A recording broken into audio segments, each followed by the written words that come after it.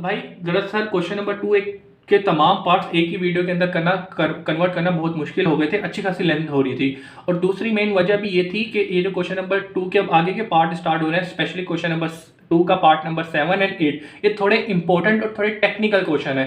तो मुझे डर था कि भाई अगर मैं एक ही वीडियो के अंदर कन्वर्ट करवा देता तो बच्चे शायद आखिर के तक ना पहुंचते या ढीले पड़ जाते। तो इसलिए इसको मैंने दो चीज़ों में डिवाइड कर दिया और एक हिंट भी दे रहा हूँ कि ये जो क्वेश्चन स्टार्ट करने जा रहा हूँ, क्वेश्चन नंबर स्पेशली 7 एंड 8, उसको जरा फोकस कीजिएगा, हो सकता है वो आपके पास एग्जाम में आ जाए, वो थोड़े टेक्निकल क्वेश्चन है। ठीक है स्टूडेंट, तो चलिए जी स्टार्ट करते हैं अपने क्वेश्चंस के सोल्यूशन पर। तो भाई यहाँ पे क्वेश्चन नंबर 2 का पार्ट नंबर 5 ले लिया गया है। ये तो बिल्कुल सिंपल है, जनरल टर्म दी गई है, आपको कहा गया कि 5 टर्म मालूम कर दें इस सीक्वेंस की। तो सबसे पहले जनरल टर्म को हमें पता है, हम tn से प्रेजेंट कर सकते हैं 1/6 n in n plus 1 and n plus 2। ठीक है जी बेटा, ये एक जनरल टर्म आपको दी गई है, कहा गया है कि इनकी 5 टर्म्स मालूम करें। तो आपको पता है कि 5 टर्म मालूम किस तरीके से करी जाती हैं। फॉर फर्स्ट टर्म, अब फर्स्ट टर्म से स्टार्ट करते हैं। फॉर फर्स्ट टर्म के लिए हम n की जगह 1 पुट कर देंगे इस जनरल टर्म में। चलिए जी आ जाए, तो 1/6 n की जगह 1, n की जगह 1, फिर इसके बाद में n की जगह 1। अब इसको सोल्व करते हैं तो जरा देखिएगा यहाँ पे क्या होगा, 1/6 1, यहाँ पे आ जाएगा 2 और यहाँ पे आ जाएगा 3। तो इनको मल्टीप्लाई करेंगे, 2 3 6। चलें इसका कर लेते हैं, 1 2 2 2 3 6। ठीक है, ये 3 से 6 से 6 काटा, ये 1 आ जाएगा। ठीक है जी बेटा, तो यहाँ पे फर्स्ट टर्म आ गया 1। ठीक है जी, अब आगे चलते हैं for second term. For second term तो n इक्वल टू 2। ठीक है जी बेटा, तो n की जगह 2 पुट करेंगे तो यहाँ पे देखिएगा जनरल n की जगह 2 आ जाएगा, तो ये 2 आया, 1/6 इंटू 2 हो जाएगा, ये 2 + 1 हो जाएगा, ये 2 + 2 हो जाएगा। सॉल्व करना स्टार्ट करते हैं तो जरा देखिएगा यहाँ पे क्या होगा, ये 2 रहा, ये 3 रहा और ये 4 हो गया। अब इनको मल्टीप्लाई करते हैं, तो मल्टीप्लाई करने के लिए अगर देखा जाए तो इसको मैं वैसे काट सकता हूँ। कैसे काट सकता हूँ जरा देखिएगा, 2 3 ये सबसे पहले 1/6, 2 3 6। ठीक है जी, और ये 4, ये 6 से 6 कटा, आपके पास यहाँ पे 4 ही बच जाएगा। तो ये सेकंड टर्म आ गई। इसी तरह से चलते हैं फॉर थर्ड टर्म। अब थर्ड टर्म के लिए काम करते हैं, तो थर्ड टर्म के लिए हम क्या करेंगे, n इक्वल टू 3, n की जगह 3 पुट कर देंगे। तो भैया देखें, n है t है, ये n की जगह 3 आ गया, 1/6 और ये n की जगह 3 आ गया और ये 3 + 1 आ गया एंड ये 3 + 2 हो जाएगा। ठीक है, जहां जहां था वहां पे हमने 3 पुट कर दिया क्योंकि हम थर्ड टर्म मालूम कर रहे हैं।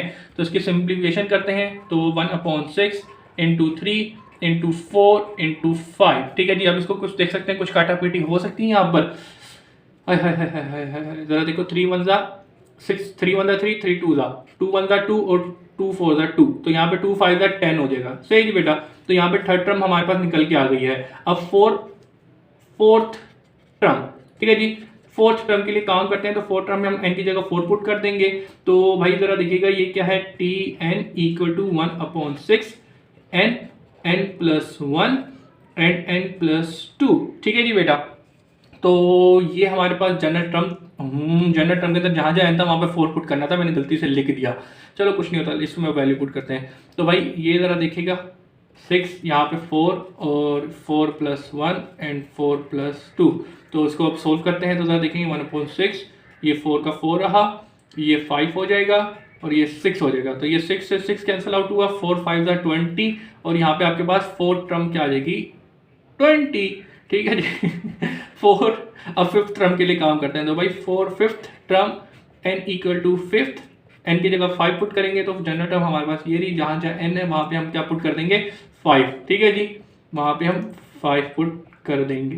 ठीक है जी, ठीक है जी, ठीक है जी, बिल्कुल ठीक है, सारी चीज़ें ठीक है। तो भाई 1/6, ये 5, ये 6, ये 7। सबसे पहले 6 से 6 कैंसिल आउट हुआ और 5 7 35 होता है। ठीक है जी, आप चेक भी कर सकते हैं, 5 × 7 35। ओके, तो भाई यहाँ पे हमने कौन सी टर्म निकाली, फिफ्थ टर्म भी निकाल ली है।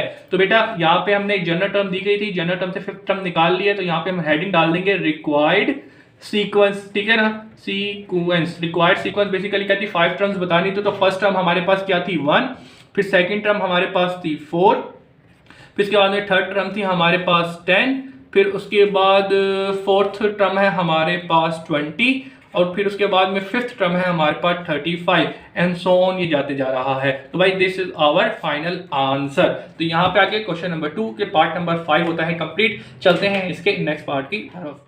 स्टूडेंट, तो अब हम लोगों ने क्वेश्चन नंबर 2 का पार्ट नंबर 6 ले लिया है, जो कि आप देख भी सकते हैं एक्सरसाइज 4.1 के क्वेश्चन नंबर 2 का पार्ट नंबर 6 जो कि दिया है, ये हूबहू लिख दिया है। ये बेसिकली एक जनरल टर्म है, ठीक है। इस जनरल टर्म को यूज करते हुए एक सीक्वेंस बनानी है 5 टर्म तक, ठीक है जी बेटा। तो ये जनरल टर्म है। फॉर फर्स्ट टर्म के लिए हम n की जगह 1 पुट करेंगे, सेकंड टर्म के लिए 2 और थर्ड टर्म के लिए 3, फोर्थ टर्म के लिए 4 और फिफ्थ टर्म के लिए n की जगह 5 पुट करेंगे। तो सिंपल, ये हमारे पास सिंपल टर्म थी। इसके अंदर आप देख सकते हैं जहां जहां n था वहां पे 1 पुट किया, 1 पुट किया, जहां पे n था 1 पुट किया, सिंपलीफाई किया, ये 1 1 नहीं रहा, एक और एक ये 2 हो गया, 2 1 2 और प्लस 7।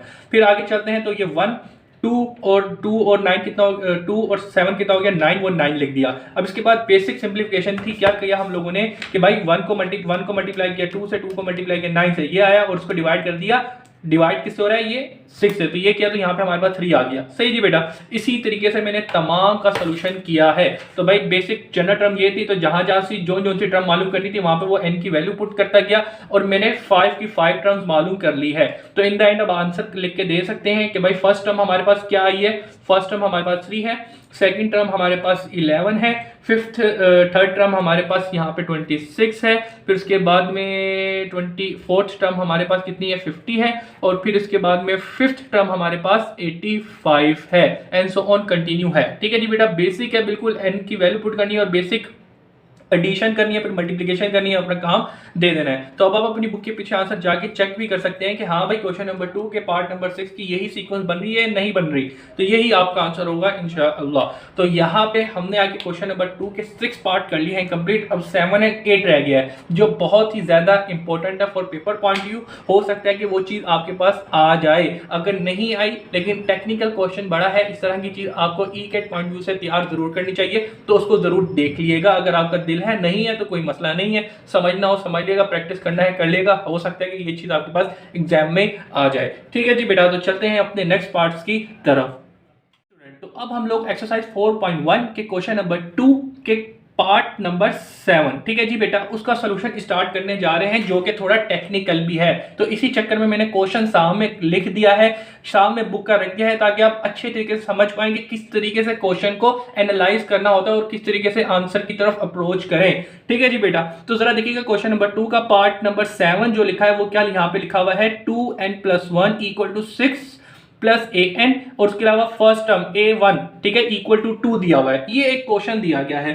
चलिए जी यहाँ पे हम लिख भी देते हैं, सॉल्यूशन डाल के डायरेक्ट काम करते हैं। सॉल्यूशन लिखा, सॉल्यूशन के बाद यहाँ पे सबसे पहले हम हेडिंग डाल देते हैं गिवन। तो गिवन में इसने सबसे पहले हमें दिया है an+1 = 6 प्लस an, ठीक है जी, और इसके बाद क्या है, कोमा डाल के a1 = 2 लिखा हुआ है। सही है जी बेटा, ये हमारे पास क्वेश्चन नंबर 2 का पार्ट नंबर 7 दिया गया है।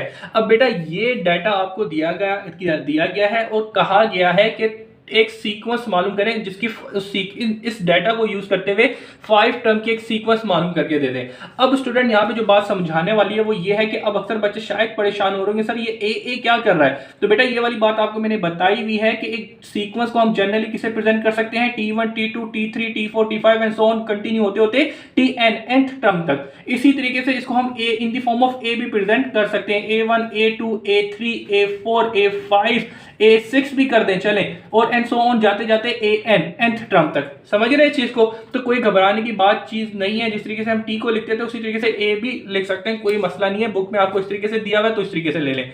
सही जी बेटा, अब जरा देखिए करना क्या है। बेसिकली हमें एक सीक्वेंस बनानी है 5 टर्म्स की, लेकिन इस 5 टर्म के अंदर अब जरा देखिए इसने किया हुआ क्या है, एक जनरल टर्म फॉर्म बना के दी हुई है और एक फर्स्ट टर्म है ना भाई A1 है ना, फर्स्ट टर्म इसने दी हुई है। तो इसका मतलब ये हुआ कि आपको जो एक सीक्वेंस बना के देनी है जिसके अंदर सिर्फ 5 टर्म होनी चाहिए, उसमें से फर्स्ट टर्म तो इसने आपको दी हुई है। अब बस आगे की ये जो 4 टर्म है ना, A2 A3 A4 and A5, ये निकाल के देनी है और आपका काम हो जाएगा खत्म।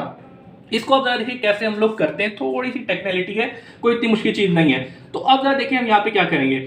सबसे पहले फॉर फर्स्ट टर्म, ठीक है जी बेटा, फॉर फर्स्ट टर्म, ठीक है जी बेटा, फर्स्ट टर्म में हम क्या करते हैं, n की जगह 1 पुट करते हैं, ठीक है जी। लेकिन यहाँ पे फर्स्ट टर्म तो इसने हमें दी हुई है, वो क्या दी हुई है, 2। सही जी बेटा, ये तो सिंपल हो गया। अब आ गया फॉर सेकंड टर्म। सही जी बेटा, सेकंड टर्म। अब सेकंड टर्म में हम क्या करते हैं, n की जगह 2 पुट करते हैं, ठीक है जी बेटा। लेकिन हमने अभी तक n1 पुट किया ही नहीं इसके अंदर, ठीक है जी। क्यों नहीं किया? क्योंकि अगर मैं n की जगह 2 पुट करूंगा, यहां पर 2 पुट कर दिया तो 2 और 1 कितना हो जाएगा 3, तो मेरे पास डायरेक्ट n की क्या सी वैल्यू आएगी, n की मेरे पास थर्ड वैल्यू आएगी। सही जी बेटा, मतलब थर्ड टर्म आ जाएगी मेरे पास, सेकंड टर्म आएगी नहीं। तो मैं क्या करूंगा, मैं यहां से n की जगह 1 पुट करना स्टार्ट करूंगा। सही है जी बेटा, किसमें, इसके अंदर, और यहां से मेरे पास सेकंड टर्म आएगी। कैसे आएगी जरा देखो, n की जगह 1 पुट करूंगा, एक इसके अंदर ऐड होके a2 आ जाएगा। सही है जी स्टूडेंट, तो जरा देखिए n की जगह 4 second term put n equal to 1। सही जी बेटा, तो भाई जरा देखो n की जगह 1 आ गया, ये 1 आ गया, equal to 6 plus A N लिखा हुआ है, ए और एन की जगह क्या आ जाएगा 1 आ जाएगा, क्योंकि एन की जगह हम 1 पुट कर रहे हैं। सही जी बेटा, अब जरा देखिए 1 और 1 ये कितना हो गया 2, a2 हो गया इक्वल टू 6 प्लस a1। अब a1 किसके इक्वल है, a1 इसने हमें गिवन दिया हुआ था, a1 किसके गिवन है, a1 इक्वल है 2 के, यानी कि फर्स्ट टर्म, तो वो 2 है, वो आप सिंपल यहाँ पे a1 की जगह लिख देंगे। तो यूं करके आपके पास a2 की वैल्यू क्या बन के आई 6 और 2 कितना किया 8। तो यहां से आपके पास ये ऑलरेडी फर्स्ट टर्म इसको दी हुई थी, और फर्स्ट टर्म को यूज करते हुए और बेसिक डाटा जो दिया हुआ था उसको यूज करते हुए a2 निकाल लिया। अब हम बात करेंगे फॉर थर्ड टर्म। ठीक है जी बेटा, for third term, term, for third term के लिए अब हम n की जगह 2 पुट करेंगे, n की जगह 1 एंड n की जगह 2 पुट करेंगे। ठीक है जी, किसके अंदर, जनरल टर्म के अंदर ही। तो general term n plus 1 equal to 6 plus A N लिखा हुआ है। सही जी बेटा, तो भाई जहां जहां n है वहां पे 2 पुट करेंगे फॉर थर्ड टर्म। तो भाई a n की जगह 2 plus 1 equal to 6 plus 9n है, तो n की जगह ये 2 आ गया। अब इसको सोल्व करते हैं, तो जरा देखिए यहाँ पे कितना हो जाएगा, 2 और 1 3, ठीक है जी, इक्वल टू 6 प्लस ये a है, मैं 9 समझ रहा हूँ। अच्छा जी, तो ये 9 2 होगा। सही है बेटा, इसको मैं समझ गलती होगी, सॉरी। तो ये है, ठीक है ना, a2 है। तो अब बच्चों इसको बताओ, मुझे a3 टर्म निकालने के लिए a2 की वैल्यू पता होनी चाहिए। a2 किसको प्रेजेंट कर रहा है, a2 बेसिकली प्रेजेंट कर रहा है सेकंड टर्म को। तो सेकंड टर्म हमने अभी पिछले स्टेप में निकाली, a2 किसके इक्वल है 8 के, तो वो वैल्यू यहाँ पे हम लोग पुट कर देंगे। तो 6 प्लस a2 किसके इक्वल है 8 के, तो वो वैल्यू पुट करिए। अब इसको 6 और 8 कितना हो जाएगा, 6 और 8 हो जाएगा 14। तो यहां से हमारे पास थर्ड टर्म भी निकल के आ गई। तो थर्ड टर्म a3 जो है वो किसके इक्वल हो गए 14। सही जी बेटा, अब हम काम करेंगे फोर्थ टर्म। ठीक है जी बेटा, फोर्थ टर्म के लिए अब हम काम करेंगे। तो फोर्थ टर्म के लिए अब n की जगह 1 पुट कर लिया, 2 पुट कर दिया, अब n की जगह 3 पुट कर देंगे। किसमें, जनरल टर्म के अंदर। तो जनरल टर्म में यहाँ पे क्या दी है, n plus 1 equal to 6 plus A n. ठीक है जी बेटा, अब इसके अंदर जहां जाए ना वहां पे 3 पुट करें। तो ये 3 पुट किया, प्लस 1 हो गया इक्वल टू 6 प्लस ए और इसके नीचे n है, तो n की जगह 3। तो इसको थोड़ा सा सीधा करते हैं, तो 3 और 1 कितना हो गया 4, 6 प्लस a3 हो जाएगा। सही जी बेटा, अब यहां पे क्या करना है बेटा, यहां पे अगेन a6 है, a3 का मतलब थर्ड टर्म आपने ऑलरेडी निकाली है, वो यहाँ पे पुट कर देंगे। तो 14 और 6 कितना हो गया, इनको जमा करते हैं तो ये हो जाएगा 20। तो भाई फोर्थ टर्म आपके पास आ गई 20। बहुत बहुत मुबारक हो, सिर्फ लास्ट टर्म एक टर्म रह गई है फिफ्थ, वो निकालेंगे और हमारी सीक्वेंस हो जाएगी कंप्लीट। तो फिफ्थ टर्म, ठीक है जी, फिफ्थ टर्म के लिए हम n की जगह पुट करेंगे 4। तो n की जगह 1 पुट किया तो a2 आया, n की जगह 2 पुट किया तो थर्ड टर्म आ गई। ये क्यों हुआ, अक्सर बच्चों के दिमाग में होगा सर हम तो अक्सर n की जगह 1 पुट करते थे तो फर्स्ट टर्म आती थी, यहाँ पे क्यों हो रहा है। बेटा यहाँ पे आपको जो जनरल टर्म दी गई है वो बना के इसी तरीके से दी गई है कि ये काम हो रहा है। तो भाई जब भी तो आपको a1 ऑलरेडी इसने गिवन दिया है, तो यही एक छोटी सी टेक्निकलिटी थी, तो आपने परेशान नहीं होना। बेसिक आइडिया और कॉन्सेप्ट वही है जो हम लोग अभी तक करते आ रहे हैं। सही थी बेटा, तो अब इसी तरीके से देखें फिफ्थ टर्म n की जगह हम 5 पुट करने जा रहे हैं। जनरल टर्म हमारे पास ये रही an plus 1 equal to 6 plus an। ठीक है जी, तो भाई जहां जहां a है, जहां पे n है वहां पे 4 आ जाएगा। ठीक है जी बेटा, 6 और प्लस an है, n की जगह 4 आ जाएगा। तो ये कितना हो जाएगा 4 प्लस 1 5, 6 प्लस a4 है, तो a4 की वैल्यू हमें ऊपर से मिल जाएगी, वो कितनी है 20, 4 और 6 20 और 6 किया 26। तो यहां से आपके पास a5 यानी कि फिफ्थ टर्म की वैल्यू आ चुकी है। सही है जी बेटा, तो यहां पे आके आपने a1, a2, a3, a4 और a5 को मालूम कर लिया। तो a1, a2, a3, a4, a5 किसको प्रेजेंट कर रहे हैं, एक सीक्वेंस को प्रेजेंट कर रहे हैं। ठीक है जी बेटा, अब आप अपना आंसर जाएं इस तरीके से लिख सकते हैं, यानी कि मैं इसको यूज कर लेता हूं। ठीक है ना भाई, नया पेज नहीं लगाता, वो फिर इसको कहीं और यूज कर लेंगे। तो यहाँ पे आप हेडिंग डाल दें रिक्वायर्ड सीक्वेंस, जो रिक्वायर्ड सीक्वेंस है, ठीक है जी, सीक्वेंस, रिक्वायर्ड सीक्वेंस या रिक्वायर्ड जो आंसर है उसके अंदर आपको क्या करना था, फर्स्ट 5 टर्म मालूम करके देनी थी इस जनरल टर्म की। तो वो हमने a1 क्या निकाला, a1 हमें इसने खुद दी हुई थी।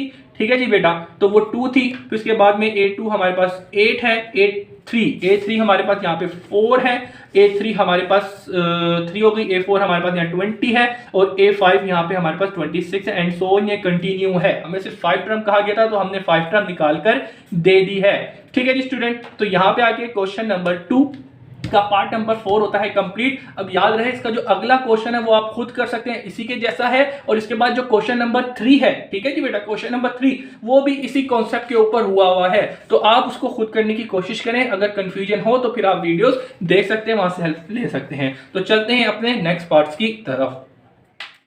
तो अब हम लोग क्वेश्चन नंबर 2 के पार्ट नंबर 8 का सोल्यूशन स्टार्ट करने जा रहे हैं, जो कि लिखा हुआ है ये, सही जी। तो भाई क्वेश्चन नंबर 8 में हमें कहा गया है an equal to n upon 2 into an plus 1, ठीक है जी, बिल्कुल उसी के जैसा है जैसे कि क्वेश्चन नंबर 7 हम लोगों ने किया था। तो जरा देखते हैं इसके अंदर क्या से इसका सोल्यूशन कर सकते हैं। तो भाई सबसे पहले सोल्यूशन लिखा, सोल्यूशन में हम लिख सकते हैं गिवन में हमें क्या दिया गया है, गिवन में सबसे पहले an, ठीक है जी, इक्वल टू n अपॉन 2, ठीक है जी, और मल्टीप्लाई बाय n प्लस 1, एक हो गया ये। फिर उसके बाद में इसने a1 इक्वल टू 1 दिया हुआ है। a1 बेसिकली किसको प्रेजेंट कर रहा है, a1 प्रेजेंट कर रहा है फर्स्ट टर्म को। आपको ये वाली बात पता होगी कि हम एक सीक्वेंस को जनरल टर्म में t1 t2 t3 और a1 a2 a3 की फॉर्म में लिख सकते हैं। तो यहाँ पे इसने a1 का मतलब क्या होता है, इस सीक्वेंस का फर्स्ट टर्म, ठीक है ना, यानी कि a की फॉर्म में इसने टर्म को जनरली प्रेजेंट किया गया है। तो आपने परेशान नहीं होना, सारी चीजें वो की वही रहेंगी। तो जरा देखना क्या होगा भाई, फर्स्ट टर्म हमें ये दी है और जनरल टर्म्स ने हमें ये दी गई है, तो हमें इसकी क्या मालूम करनी है, फर्स्ट 5 टर्म्स मालूम करनी है, ठीक है जी। चले जी मालूम करते हैं। तो भाई सबसे पहले हम यहाँ पे हेडिंग डालेंगे फॉर फर्स्ट टर्म, ठीक है जी बेटा, फर्स्ट टर्म मालूम करनी है। तो भाई फर्स्ट टर्म तो इसने हमें ऑटोमेटिकली गिवन दी गई है a1, वो क्या दिया है 1, सही जी। फिर हम चलते हैं फॉर सेकेंड टर्म, ठीक है जी बेटा, फॉर सेकंड टर्म मालूम करते हैं, ठीक है जी बेटा। तो भाई सेकंड टर्म मालूम करने के लिए हम क्या करेंगे, n इक्वल टू 1 पुट करेंगे इन जनरल फॉर्म, सही जी बेटा। तो भाई जनरल 1 क्या दिए, an equal to n upon 2 an plus 1, सही जी बेटा। तो भाई जहां जहां n है वहां पे 1 पुट करते हैं, तो a1 हो गया इक्वल टू n की जगह 1 आ जाएगा, ठीक है जी। इसको कैंसिल थोड़ा सा काट देते हैं, और फिर इसके बाद में an है, ठीक है ना, n की जगह 1 आ गया और प्लस 1 है। अब इसको थोड़ा सा सीधा करते हैं, a1 इक्वल टू 1 अपॉन 2, यूं का यूं ही रहा, a1 1 प्लस 2, तो 1 और a1 2 हो जाएगा, ठीक है जी बेटा। अब यहाँ पे हमने एक चीज पुट करनी है, वो क्या पुट करनी है, a की वैल्यू a1 किसके इक्वल है, a1 इक्वल है बेसिकली 1 के, तो वो 1 हम पुट करनी है यूं, और 1 अपॉन 2 a2। अब बेटा मुझे एक चीज बताएं, यहाँ पे हमें सेकंड टर्म मालूम करनी है, और सेकंड टर्म बेसिकली क्या है, a2 होती है। तो भाई a2 हमारे पास कहाँ पे बन रहा है, यहाँ पे बन रहा है, तो ये जो 2 इधर डिवाइड हो रहा है उधर जाके मल्टीप्लाई कर दे, तो सिंपल हमारे पास यहाँ से a2 यानी कि सेकंड टर्म की वैल्यू आ जाएगी। तो हम इधर कुछ भी नहीं करे, बस इसको सीधा करके एक तरीके से लिख रहे हैं। तो 2 डिवाइड हो रहा है, 2 1 2, सही जी बेटा, और यहाँ पे 1 में से मल्टीप्लाई कर दूंगा तो सिंपल खत्म हो जाएगा, तो और इसको सीधा करके लिख दिया।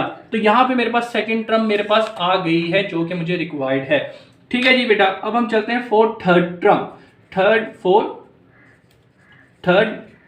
अब थर्ड टर्म के लिए हम क्या करेंगे, n की वैल्यू 2 पुट करेंगे, पहले 1 पुट कर दी, अब 2 पुट करते हैं इन जनरल टर्म। तो भाई an equal to n upon 2 an plus 1, ठीक है जी। इसके अंदर जहां जाए वहां पे 2 पुट करते हैं फॉर थर्ड टर्म।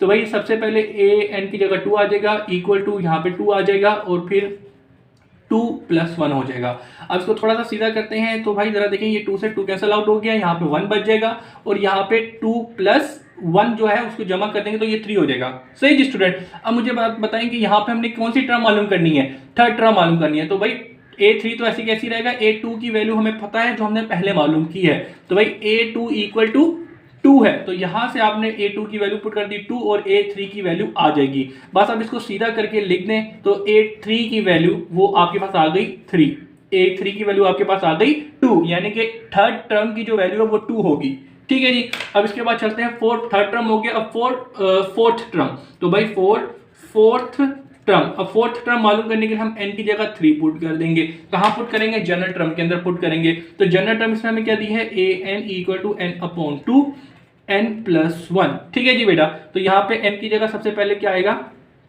3, फिर यहाँ पे भी 3, और यहाँ पे भी 3 आ जाएगा। अब इसको क्या करना है, अब इसको हमने सिंपल कुछ काटा पीटी कर सकते हैं यहाँ पे। चलिए इसको पहले सीधा कर लेते हैं थोड़ा सा। 3/2 है, 3 और 1 कितने हो गए 4, A4 हो जाएगा। ठीक है जी, अब यहाँ पे हमें पता है A4 की वैल्यू पता है नहीं, A3 की पता है जी, पता है A3 तो हमें अभी निकाला था। तो भाई A3 इक्वल टू 2 है और A4 बेसिकली हमें मालूम करना, वो तो ऐसे कैसे ही रहेगा। तो A4 की जगह क्या आ जाएगा 2 इक्वल टू 3/2 एंड A4। तो भाई ये एक आ गई है आपके पास सीधा होके। आपको पता है यहाँ से आपको A4 की वैल्यू चाहिए। A4 किसको प्रेजेंट कर रहा है, 4 टर्म को। तो ये जो 2 डिवाइड हो रहा है मल्टीप्लाई करें और 3 जो मल्टीप्लाई हो रहा है जाके डिवाइड हो जाएगा। तो 2 2 जा 4, ठीक है जी, और 3 मल्टीप्लाई और उधर जाके डिवाइड, और इस साइड पे A4 आ जाएगा। तो यहाँ पे आपने कौन सी वैल्यू निकाली, A4, यानी कि 4 टर्म की वैल्यू निकाल ली, वो क्या आ गई 3/4। ठीक है जी बेटा, यहाँ पे आगे हो गया ये। अब लोग हम आगे चलते हैं, इसको हम कंटिन्यू करता हूँ इस पेज के ऊपर। ठीक है जी, इस पेज को थोड़ा सा हम बड़ा कर लेते हैं और यहाँ पे स्टार्ट करते हैं। तो भाई अभी तक हम लोगों ने यहाँ पे क्या किया, जो जनरल टर्म थी, फर्स्ट टर्म हमें गिवन थी, second term, third term and fourth term के लिए एन की वैल्यू यहाँ पे हम पुट करते गए और वहां से थोड़े से सिंप्लीफाई करके A1, A2, A3, A4 value निकाल ली है। A1, A3, A4 आपको पता है क्या है, जनरली प्रेजेंट जब हम करते हैं सीक्वेंस को उस तरीके से करते हैं। तो हमें सिर्फ 5 टर्म्स निकाल कर देनी है। तो यहाँ पे हमने फोर्थ टर्म निकाल ली है। अब हम किसके लिए काम करें, फॉर फिफ्थ टर्म। ठीक है जी बेटा, फॉर फिफ्थ टर्म के लिए अब हम n की जगह क्या पुट कर सकते हैं, 4 पुट करेंगे। ठीक है जी, तो जनरल टर्म के अंदर पुट करने की जनरल टर्म हमें यहाँ पे दी गई है an equal to n/2 an+1। Value put करें 4, ठीक है जी, 4/2 और 4+1। इसको थोड़ा सा सीधा करते हैं बच्चों।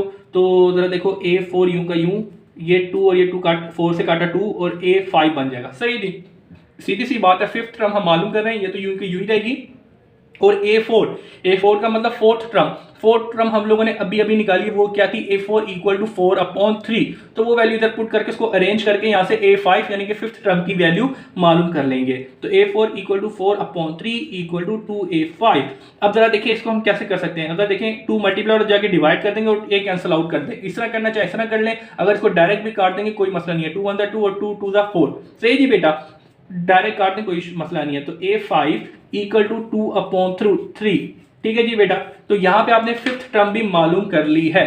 तो अब यहाँ पे आप अपना हेडिंग डाल दें, रिक्वायर्ड सीक्वेंस की। सीक्वेंस बेसिकली आपको कहा गया था कि भाई 5 टर्म निकाल के दे दें इस जनरल टर्म की। तो आपने वैल्यूज डाल के अरेंजमेंट करके, थोड़ा सा टेक्निकल क्वेश्चन था तो उसको थोड़ा सीधा साधा करके A1, A2, A3, A4 and A5, ठीक है जी, ये निकाल लिया है। ये किसको प्रेजेंट कर रही है, ये basically first term, second term, third term and fourth term and fifth terms को प्रेजेंट कर रही है। तो फर्स्ट टर्म हमारे पास 1 थी, फिर इसके बाद में सेकंड टर्म हमारे पास 2 थी, फिर थर्ड टर्म हमारे पास यहाँ 2 थी, और फोर्थ टर्म हमारे पास यहाँ 4/3 थी, और फिफ्थ टर्म हमारे पास यहाँ पे 2/3 थी, एंड सो ऑन कंटिन्यू। सही जी स्टूडेंट, तो यहाँ पे आके हमारा क्वेश्चन नंबर 4 का पार्ट नंबर 8 होता है कंप्लीट, जो कि हमें कहा गया था कि जनरल टर्म है 5 टर्म मालूम करके दे दें। तो वो हमने निकाल दी अपनी जहानत को यूज करते हुए। तो बेटा यहाँ पे आके हमारा एक्सरसाइज 4.1 के क्वेश्चन नंबर 2 होता है कंप्लीट। अब इंशाल्लाह नेक्स्ट लेक्चर के अंदर हम क्वेश्चन नंबर 3 करेंगे, जो बिल्कुल क्वेश्चन नंबर 7 और 8 जो हम लोगों ने अभी अभी किया है उसी की तरह है। तो पहले मशवरा आपको यही दूंगा कि इसको खुद करने की कोशिश करें। अगर नहीं होता तो फिर आप मेरी वीडियोस देख सकते हैं, और ये चीज भी इंपॉर्टेंट है पेपर पॉइंट व्यू से। टेक्निकल चीजें आ सकती है, ठीक है, लेकिन एक जो होता है ना मेन क्वेश्चन, जो पता है कि ये आने ही आने, ये उस तरह का क्वेश्चन नहीं है, लेकिन इस तरह की चीज आ सकती है। ठीक है जी, तो काइंडली इसको करने की कोशिश कीजिएगा। अगर नहीं हो तो आप फिर वीडियोस देख सकते हैं। तो यहाँ पे मुझे दीजिए इजाजत, अपना बहुत सा ख्याल रखिएगा, मुझे अपनी दुआओं में याद रखिएगा, हो सके तो वीडियो को लाइक कर दिएगा। अल्लाह हाफिज।